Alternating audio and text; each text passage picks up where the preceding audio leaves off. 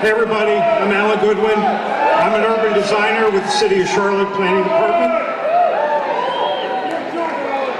I'm here to talk about beer. Not your beer, not what you're drinking. I'm here to talk about Charlotte beer, mostly about Charlotte's beer lifestyle. Over the past few years, Charlotteans, that's what we're called, Charlotteans, have developed a unique lifestyle around local craft beers and breweries. This hopped-up lifestyle is being foisted on unsuspecting Charlotteans by a particularly devious bunch of influencers. These influencers first created delicious craft beer, then they invite people to come into their breweries to hang out and drink it, and they've been preying on a certain group of Charlotteans, Millennials.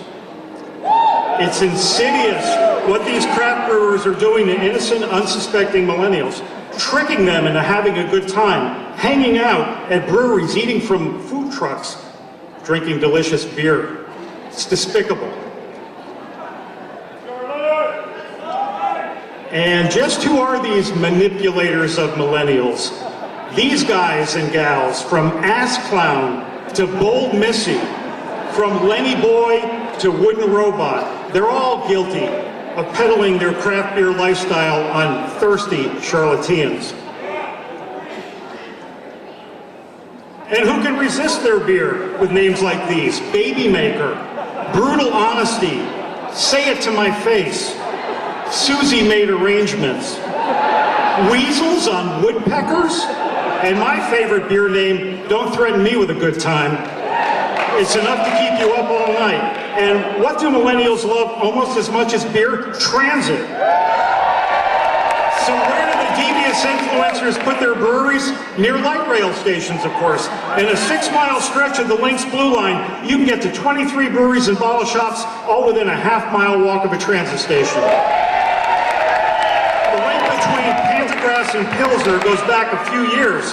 New craft breweries repurposed old industrial buildings in cool neighborhoods along the Blue Line corridor. New apartment buildings sprang up in every other imaginable space in these neighborhoods, which soon filled up with Millennials all thirsting for beer, including light rail pale ale. Charlotteans are drawn to craft breweries like moths to a flame. They've now become the place to see and be seen. They're our new public space, from everyone from church groups to business meetings, bridal showers, to toddlers' birthday parties. Yes, I said toddlers' birthday parties. In 2016, Charlotte Parent Magazine rated the top 5 baby-friendly breweries in Charlotte, where, quote, little ones are welcome. At many of these places, you can actually see a 30-year-old's birthday party going on at one table and a 1-year-old's birthday party going on at the next. That's just wrong.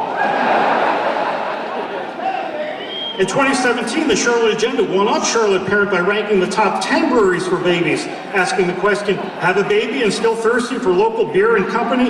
There's even an online map. Millennials love maps. My planning colleagues and I have found a new way to get feedback from a certain group of people who are known to stay away from public meetings in droves, Millennials. We sometimes hold our public engagement sessions at breweries. Attendance is way up now. You've got to go out and meet your stakeholders where they are. You've now seen that Charlotte breweries are kid-friendly. That's great. However, not that many Millennials have babies, but we all know what they do have. They're 4-legged babies, they're dogs. Apparently, if you're a Millennial living in Charlotte, you are required by law to have a dog. And of course, if your lifestyle includes both dogs and beer, your dog is going to the brewery with you. The devious breweries know this, so they go out of their way to accommodate both you and your dog to make sure you don't take your precious pup to that other brewery down the line. Another aspect of this beer lifestyle is the beer festival. This is when breweries take their show on the road. Beer festivals are so important, there's even a guide to surviving them, including what to do, what to bring, and most importantly, what to wear. Apparently, there are at least 15 things you need to know. You'd think Charlotte's Millennials would be all soft and squishy drinking so much beer. Clearly, that's not the case. That's because they follow a strict fitness regimen. But they don't go to Planet Fitness for their workout, they go back to the brewery. There's even a website with a master list of all beer fitness classes in Charlotte, plus a handy map. The helpful folks at Charlotte 5 tell us where to get a complete workout exclusively at South End Breweries. We also learn where the 5 most challenging beer workouts are. And over at Resident Culture Brewing, these ladies are boxing for their beer. The guys at the Unknown Brewery can often be found bicycling for their beer. Presumably the ride takes place before they drink the beer and not after, although based on that bike in the picture on the right, I'm not so sure they're not bringing the beer on the road with them. At other Charlotte breweries, you can do CrossFit for your beer or dance for your beer. At least I think they're dancing. Or you can run for your beer with a group of your millennial friends and their dogs.